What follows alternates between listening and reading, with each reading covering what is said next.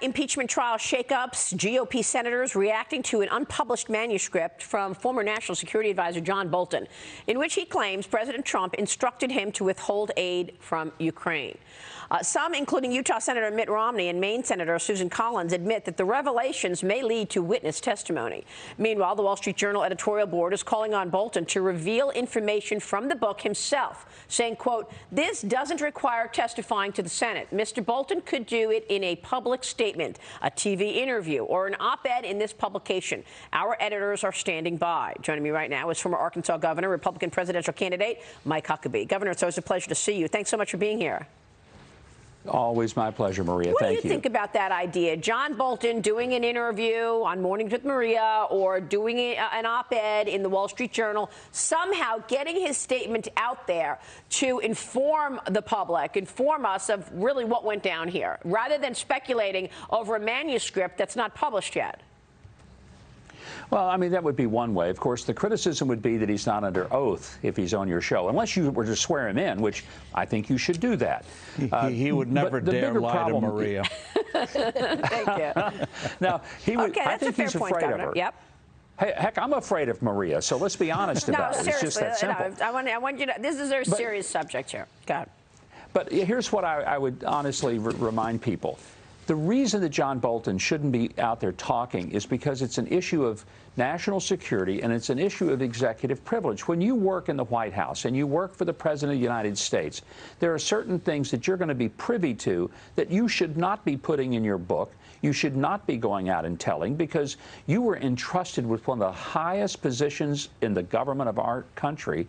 And part of that is a trust that was given to you to be honest and forthcoming, not only to give information, but to receive information, to receive opinions, to be in that kettle where the stew is actually made. And if you go out from there and then you start spilling all those things that you knew in a point of privilege to another branch of government, that's a serious breach of confidentiality, loyalty, and even, I would say, it demeans the very nature of the office and those who were entrusted to work there. Governor, the contrast that we're seeing unfolding with John Bolton with how Jim Mattis handled his exit from the government and what he wrote in his book. He did not go after Trump, nothing sensational, real meaty stuff.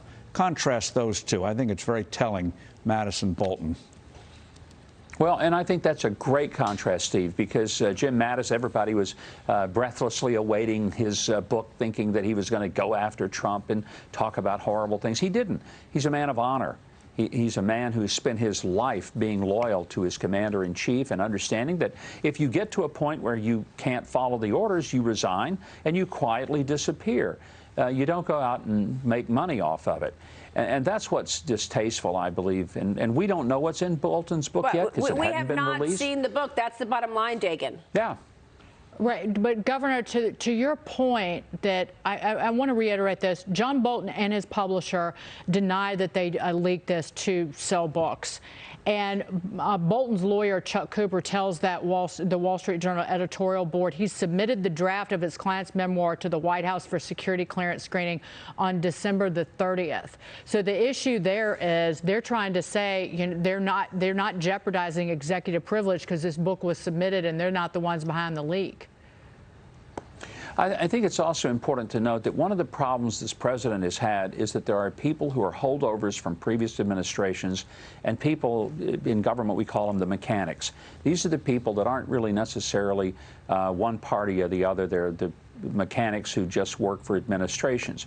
But if they do become partisan and they do have their own views that clash with the person they work for, i.e. the president, then it's very possible that they're going to go out and leak stuff. And I find this not just distasteful to me.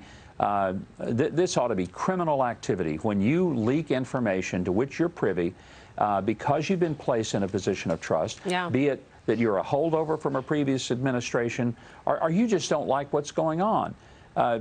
Boy, that's wrong. It's a lack of integrity and honor. Yeah.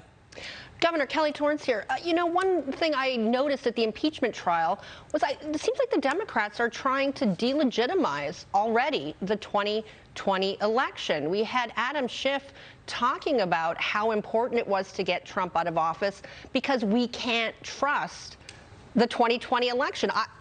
My mind was boggled when I heard that, and I was wondering what you thought. No, they don't want him on the ballot. Bottom line, they just don't want him on the ballot, Governor, because they know he'll probably beat them. You really nailed it. The fact is, this is not about what they feel the president did wrong. This is about they don't think they can beat him at the polls, so they've got to do something else to get rid of him. And the only thing that they have in their toolbox is impeachment. And the fact that they don't really have evidence for it has not stopped them. But I thought it was chilling when Adam Schiff on the floor of the United States Senate essentially said it's not just about the 2016 election, which I thought that was chilling. In other words, the voters made a big mistake. But we can't let the voters make the decision in 2020.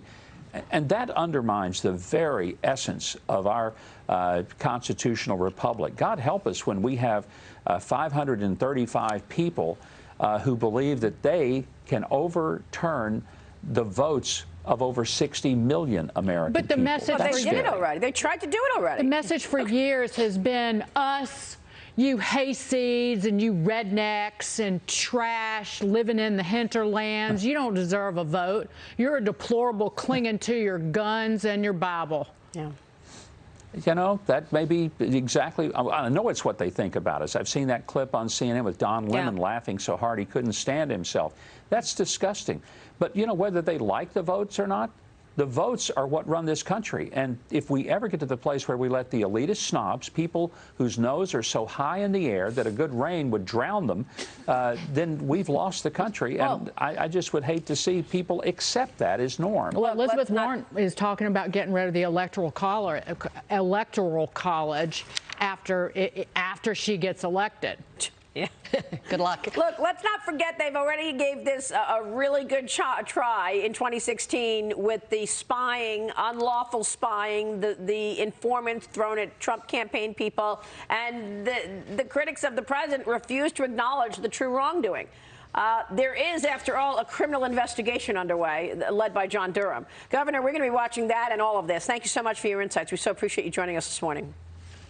You bet. Thank you, Maria. We'll see you soon. Mike Huckabee.